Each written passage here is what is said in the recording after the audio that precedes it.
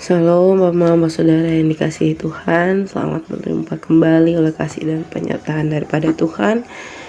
Saya senantiasa berharap Bapak Saudara semua dalam keadaan sehat walafiat dengan penuh rasa syukur kepada Tuhan. Pada hari ini kita akan membaca serta merenungkan firman Tuhan yang terambil dari kitab Ayub pasal 40 ayatnya yang pertama hingga ayatnya yang selesai. Namun sebelum itu, mari kita satu hati di dalam doa. Kita berdoa. Bapa di dalam surga, Bapa yang kami sembah lewat anak-Mu Yesus Kristus, terima kasih Tuhan untuk kasih setia dan kesempatan yang masih Tuhan senantiasa berikan dalam kehidupan kami. Kami boleh bangun di pagi hari yang begitu sehat dan nyaman dan menikmati berbagai aktivitas kami Tuhan. Pada saat ini Tuhan, kami akan membaca serta merenungkan akan firman Tuhan. Kami mohon di dalam Tuhan memberkati, biarlah apa yang kami baca, apa yang kami renungkan dapat kami mengerti dan kami dapat melakukan dalam kehidupan kami hari lepas hari. Mengampuni salah dan dosa kami Tuhan, dan anak-Mu Yesus Kristus kami telah datang dan berdoa. Amin. Bapak Saudara yang dikasihi Tuhan, pembacaan kita terambil dari kitab Ayub pasal 40 ayat 1 hingga ayatnya yang selesai. Kita akan membaca kitab Ayub pasal 40 ini dalam beberapa perikop. Yang pertama, Ayub merendahkan diri di hadapan Allah. Maka jawab Tuhan kepada Ayub, apakah si pengancam hendak berbantah dengan yang Maha Kuasa? Hendaklah yang mencela Allah menjawab. Maka jawab Ayub kepada Tuhan, sesungguhnya aku ini terlalu hina. Jawab, apakah yang dapat kuberikan kepadamu? Mulutku kututup dengan tangan. Satu kali aku berbicara tetapi tidak akan kuulangi. Bahkan 2 kali tetapi tidak akan kulanjutkan. Selanjutnya di bawah perikop Tuhan menantang Ayub. Maka dari dalam badai Tuhan menjawab Ayub, bersiaplah engkau sebagai laki-laki, aku akan menanyai engkau dan engkau akan memberitahukan aku. Apakah engkau hendak meniadakan pengadilanku, mempersalahkan aku supaya engkau dapat membenarkan dirimu? Apakah lenganmu seperti lengan Allah? Dan dapatkah engkau mengguntur seperti Dia? Hiasilah dirimu dengan kemegahan dan keluhuran. Kenakanlah keagungan dan semarak. Luapkanlah marahmu yang bergelora. Amat-amatilah setiap orang yang congkak dan rendahkanlah dia. Amat-amatilah setiap orang yang congkak, tundukkanlah dia. Dan hancurkanlah orang-orang fasik di tempatnya. Pendamlah mereka bersama-sama dalam debu, kurunglah mereka di tempat yang tersembunyi. Maka aku pun akan memuji engkau karena tangan kananmu memberi engkau kemenangan. Yang ketiga, lukisan tentang kuda Nil. Perhatikanlah kuda Nil yang telah kubuat seperti juga engkau. Ia makan rumput seperti lembu. Perhatikanlah tenaga di pinggangnya, kekuatan pada urat-urat perutnya. Ia meregangkan ekornya seperti pohon aras. Otot-otot pahanya berjalin-jalinan. Tulang-tulangnya seperti pembuluh tembaga. Kerangkanya seperti batang besi. Dia yang pertama dibuat Allah, makhluk yang diberinya bersenjatakan pedang. Ya, bukit-bukit mengeluarkan hasil baginya, di mana binatang-binatang liar bermain-main. Di bawah tumbuhan teratai ia menderum, tersembunyi dalam gelaga dan paya. Tumbuh-tumbuhan teratai menaungi dia dengan bayangan-bayangan. Pohon-pohon gandarusa mengelilinginya. Sesungguhnya biarpun sungai sangat kuat arusnya, ia tidak gentar. Ia tetap tenang biarpun sungai Yordan meluap melanda mulutnya. Dapatkah orang menangkap dia dari muka? mencocokkan hidungnya dengan keluhan. Demikian jauh akan firman Tuhan yang dikatakan berbahagia adalah setiap kita yang tidak hanya membaca, mendengar, tetapi mau melakukan dalam kehidupan kita hari lepas hari. Shalom, Bapak saudara yang dikasihi Tuhan. Syukur sekali karena hari ini kita kembali menceritakan tentang kisah Ayub. Berbicara tentang kisah Ayub ini tidak ada habis-habisnya. Karena apa? Ayub menuliskan kitab ini seperti menggambarkan kehidupan kita, tapi kita tidak mampu sampai di titik di mana Ayub benar-benar merelakan atau ikhlas kehilangan segala hal tanpa kehilangan Tuhan. Bapak saudara yang dikasihi Tuhan,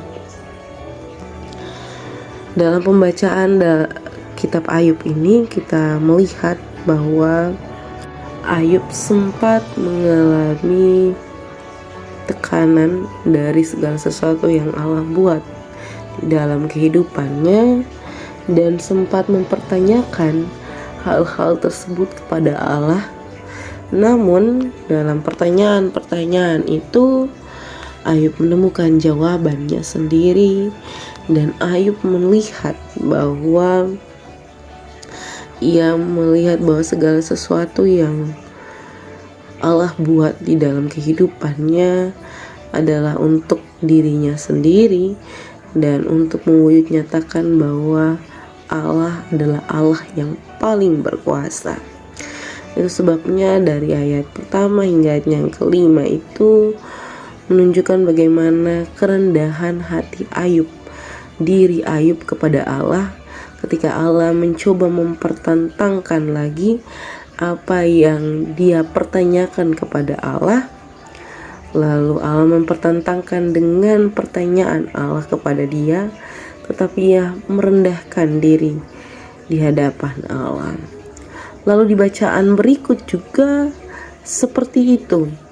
Allah masih menantang Ayub dalam segala sesuatu sambil mempertanyakan berbagai hal tentang kehidupan seorang Ayub. Bapak saudara yang dikasihi Tuhan, kisah Ayub ini sangat-sangat memilukan. Kenapa saya bilang memilukan? Karena dia kehilangan semua hal. Bukan hanya kehilangan seorang sahabat, tapi istri, anak-anak. Semua Tuhan ambil. Lembu, dia punya peliharaan, dia punya harta kekayaan, semuanya. Yang tertinggal cuma pakaian di badannya dan imannya. Bahkan imannya digoyang-goyangkan oleh Allah. Ini satu hal yang sangat-sangat menderita, pencobaan yang sangat-sangat membuat kita menderita. Kenapa saya bilang begitu? Karena kalau kena sampai masa kini mungkin kita sudah memilih untuk meninggalkan Tuhan. Apalagi kalau kita marah sama Tuhan, kita tanya sama Tuhan, tapi kita tidak tahu ketemu dia pun jawaban juga, pasti kita akan meninggalkan Tuhan. Pasti kita sudah malas untuk ke gereja, malas untuk dengar renungan, malas untuk baca firman. Itu sudah pasti. Menjauhkan diri dari persekutuan, itu sudah pasti. Tetapi dalam kehidupan Ayub mengambil langkah yang berbeda. Ayub mengambil sebuah langkah di mana ia menunjukkan kalau imannya lebih besar dari segala sesuatu yang Tuhan ambil. Bapak Mama bisa melihat itu dari ayat yang 15 sampai selesai. Allah membuat satu analogi dengan menggunakan kuda Nil. Allah memberikan analogi di mana analogi yang nyata ya, di mana binatang itu diciptakan terlebih dahulu daripada kita. Kalau mau omong berkuasa, harusnya binatang lebih berkuasa. Mereka lebih buas, mereka lebih jahat.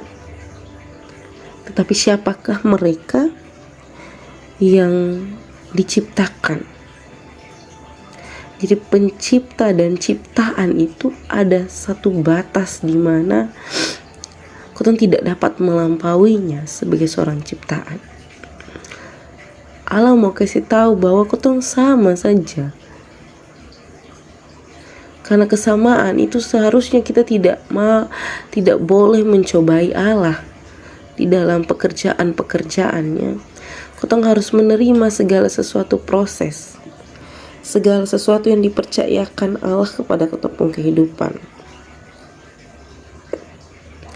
Yang menjadi penekanan dalam perenungan ini adalah ayat 23.